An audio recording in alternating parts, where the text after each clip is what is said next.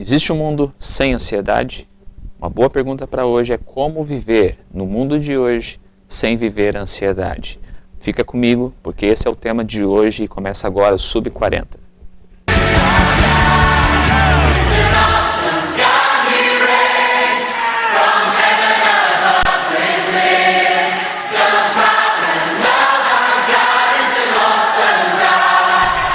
Não andem ansiosos por coisa alguma, mas em tudo pela oração e súplicas e com ação de graças apresentem os seus pedidos a Deus. Isso está escrito em Filipenses 4:6. Isso nos faz pensar sobre ansiedade nos dias de hoje. O versículo diz, não andem. Ter ansiedade é algo que pode acontecer com qualquer um de nós e qualquer pessoa que esteja viva pode viver a ansiedade. O que a Bíblia nos diz para não andar ansiosos diante do dia que nós vivemos, conforme a gente se alimenta com coisas que nos trazem ansiedade ou não, ou até mesmo questões tão simples como na época de Natal você fica ansioso pela época de Natal porque você quer tal presente receber. Isso é ansiedade. Nós não estamos aqui abordando uma situação patológica sobre ansiedade. Nós estamos falando sobre situações em que qualquer ser humano normal vive a ansiedade. Ansiedade envolve inquietação, irritabilidade e preocupação. Vivemos num mundo cheio de incertezas, por isso, qualquer um de nós, ser vivente, pode ter ansiedade, pode ter uma crise de ansiedade. É como uma história de uma criança que sabe que dentro da sua casa existe uma porta e uma maçaneta. Ela vê constantemente o seu pai e a sua mãe abrindo essa porta, fechando essa porta, quando bem entenderem. Ela não tem acesso a essa porta e ela não pode sair a hora que ela quer. Você já se perguntou como essa criança não se desespera ao ver que ela está trancada dentro de casa e ela não tem dentro de si possibilidade nenhuma de sair daquele lugar?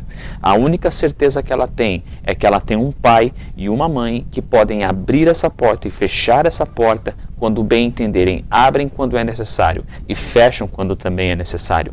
Você já pensou que essa também é a situação em que nós deveríamos viver? A gente vive ansiosos quando a gente percebe que nós não temos acesso a respostas, quando a gente não chega a um ambiente que desejamos, ou até mesmo andamos ansiosos nos dias de hoje, quando se fala tanto sobre vírus, o coronavírus, que vocês também devem estar vivendo essa ansiedade de sem saber o que acontecer, e nós sabemos que as nossas mãos não podem resolver o problema que está acontecendo no mundo. Porém, a Bíblia diz, não andem ansiosos, não deixem essa preocupação andar com você constantemente. A ansiedade é algo que pode vir e acontecer, mas não deve ser uma regra, não deve estar dentro da nossa bagagem para nós andarmos dia e noite com ela. Voltando à história da criança, a única maneira de nós conseguirmos sobreviver a um mundo ansioso, um mundo que se preocupa constantemente, é nós crermos que existe um Pai que abre e fecha essa porta quando bem quer e quando bem entende.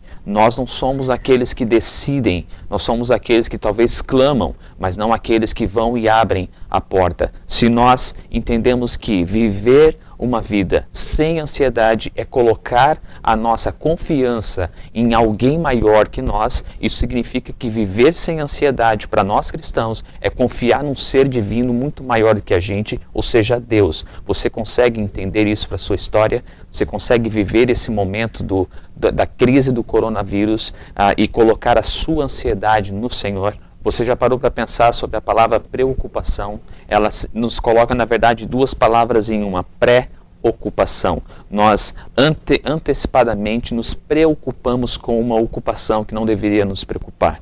A ansiedade, ela nos faz sofrer com antecedência a algo que nós não sabemos que fim dará ou como acontecerá. Talvez por alguma coisa que a gente já espera no final, como eu falei do Natal, ou por alguma coisa que nós não sabemos o resultado final, como é a questão da crise do coronavírus. Porém, eu quero trazer uma palavra ainda de conforto e que te desafia ao mesmo tempo. Se você observar a palavra de Deus em Mateus capítulo 6, verso 33 e 34, diz lá, busquem, pois, em primeiro lugar o reino de Deus e a sua justiça, e todas essas coisas lhes serão acrescentadas. Portanto, não se preocupem com o amanhã, pois o amanhã se preocupará consigo mesmo. Basta a cada dia o seu próprio mal. Se tem alguma coisa que eu posso ensinar sobre ansiedade, é que nós podemos, na verdade, colocar a nossa esperança no Senhor, a nossa fé no Senhor e esperar que, de fato, Ele vai dar um fim da qual nós desejamos. O nosso papel dentro dessa história é buscar, em primeiro lugar, o reino de Deus. O nosso papel nessa história é colocar o joelho no chão e clamar.